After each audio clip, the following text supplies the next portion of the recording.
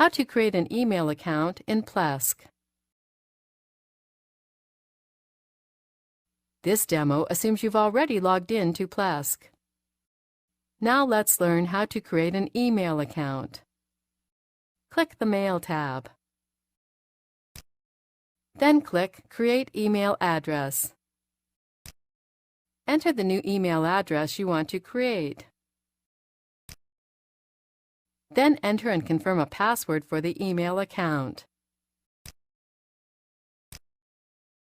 You can assign the amount of storage space to allow. Enter a description.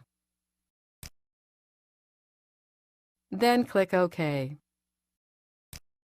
That's it. A new email account has been created. To edit the email account, simply click its name.